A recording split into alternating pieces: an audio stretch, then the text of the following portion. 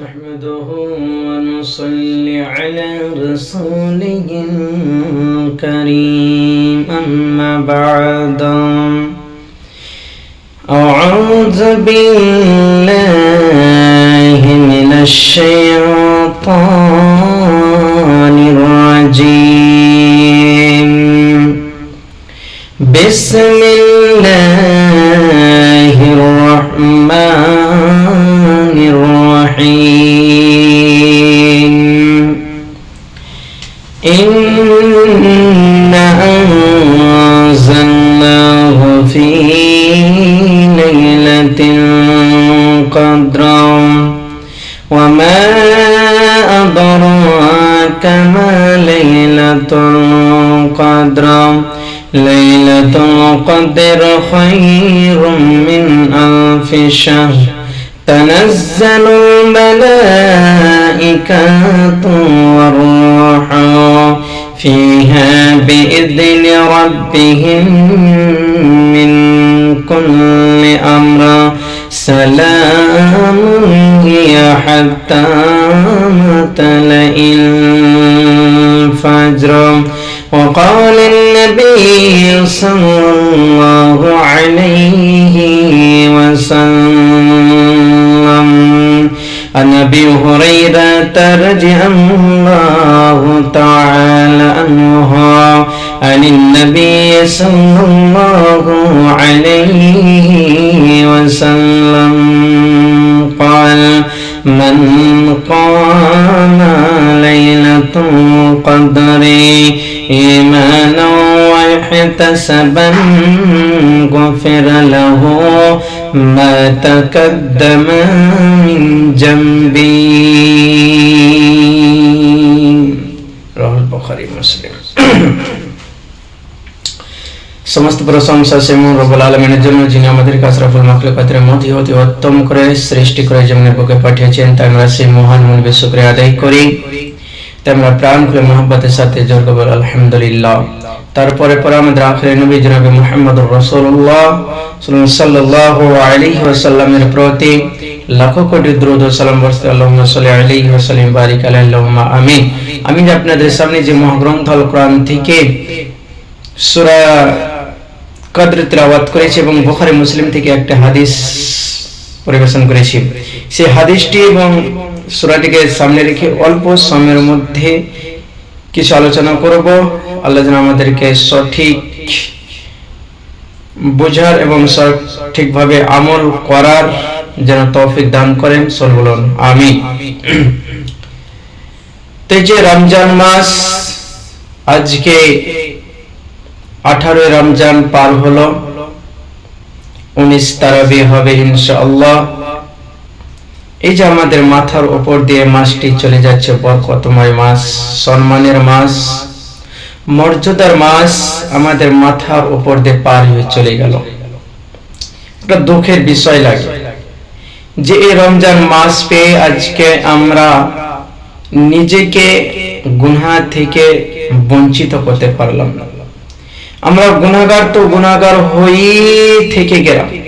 আমরা নিজেকে এই রমজান মাসে, পবিত্র মাহে রমজানুল মাসে আজকে আমরা নিজেকে আমাদের যে গুনাহগুলো আমরা যে রমজানের পূর্বে যে গুনাহগুলো করেছি, সেই গুনাহ থেকে আজকে আমরা এই রমজান মাসে পবিত্র হতে পারলাম না। এটা হচ্ছে দুঃখের বিষয়।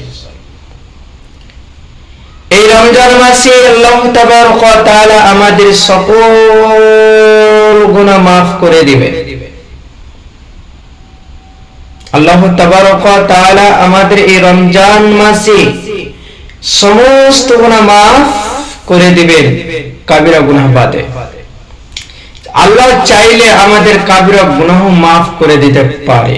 তবে আজকে আমরা এত হতভাগা বান্দা মুসলমান যে আজকে আমরা নিজেকে এই গুনাহ থেকে প্রায়শ্চিত্ত করতে পারলাম না, পবিত্র করতে পারলাম না। এটাই হচ্ছে আমাদের সবচাইতে খানতে কম গাফলাতি অলসতা। মুসলমান 11 মাসের পর এই মাহে রমজান আছে। এই যে রমজান আমাদের মাথার উপর দিয়ে পার হয়ে চলে গেল, জানি না 2026 সালে হে রমজান মাস এই কপালে, এই নসিবে আমার জুটবে কি জুটবে না, একমাত্র আল্লাহ ছাড়া।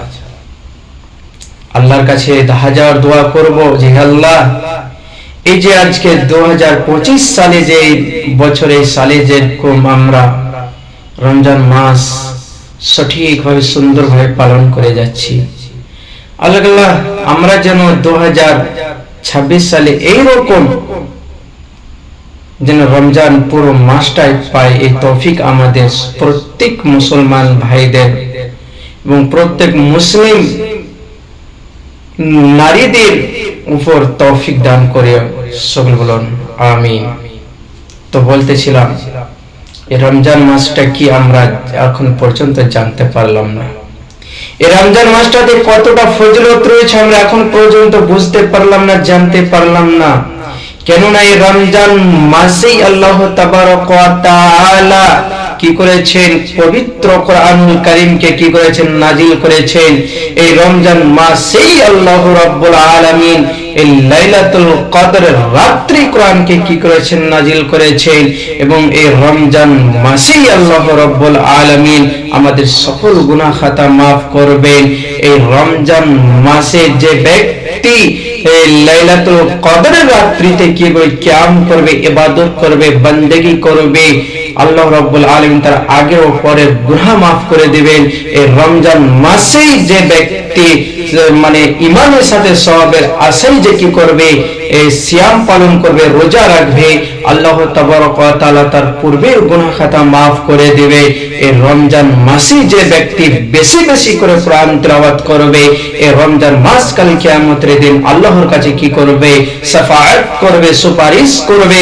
এই রমজান মাসে কাল কিয়ামতের দিন আল্লাহর কাছে কি করবে, সুপারিশ করবে, নালিশ করবে, আল্লাহর কাছে আমার জন্য আপনার জন্য কি করবে, শাফাআত করবে যে হে আল্লাহ, তোমার ওই অমুক বান্দাকে আমি সারা দিন অনাহারে ছিল, আমি সারা দিন তাকে উপোস রেখেছিলাম এবং স্ত্রী সহবাস করা থেকে, মিলামিশা থেকে, খারাপ কাজ থেকে, নোংরামি কাজ থেকে, খাওয়া দাওয়া থেকে আমি কি করেছিলাম, তোমার ওই বান্দা বান্দিকে কি করেছিলাম, উপোস রেখেছিলাম, মানে বিরত রেখেছিলাম।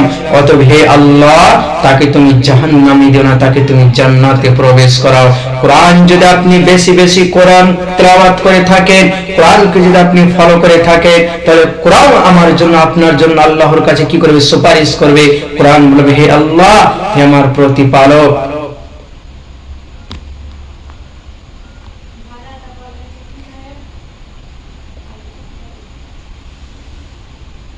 হেলে আমার প্রতিপালক, তোমার অমুক বান্দা বান্দি আমাকে সারা রাত ধরে কোরআন তেলাওয়াত করেছে, সারা দিন কোরআন তেলাওয়াত করেছে, তার আমি ঘুমকে হারাম করে দিয়েছিলাম।